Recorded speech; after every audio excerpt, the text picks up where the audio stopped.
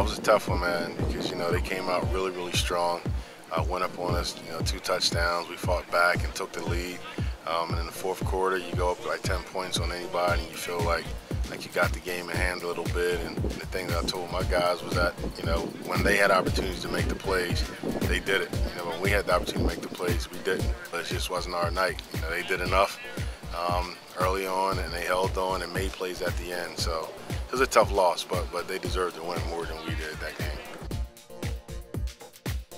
We played Cherokee, then last week Delsea, and this week we played Washington Township, who's a very improved football team. So running the table would have been impossible, I think, or pretty hard. It would have been something that if we were able to do that, it have went down as a super accomplishment and one of the better seasons in South Jersey history. So we knew it'd be tough to run the table. We just thought maybe we'd build a little more momentum and this, that, and the other, but it was good to get that loss out of the way early. We obviously wanted Cam to play, and he's a senior, so we don't want him missing any time. And it was just one of those situations that was out of our control completely. Cam handled it probably better than I did.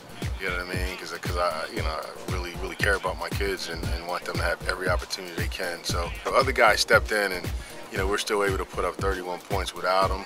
But with them, we have no idea what it could have been. You know what I mean? So we moved on.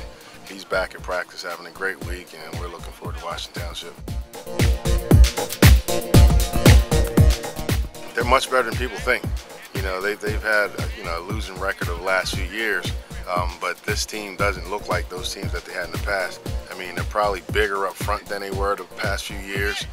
They're big at the skill position, and they put it all together, against Shawnee at Shawnee, which doesn't happen very often, no matter what type of year Shawnee's having or expecting. To go up there and win against them, it's a pretty big accomplishment, and Washington Township was able to do it. So we're expecting a tough game.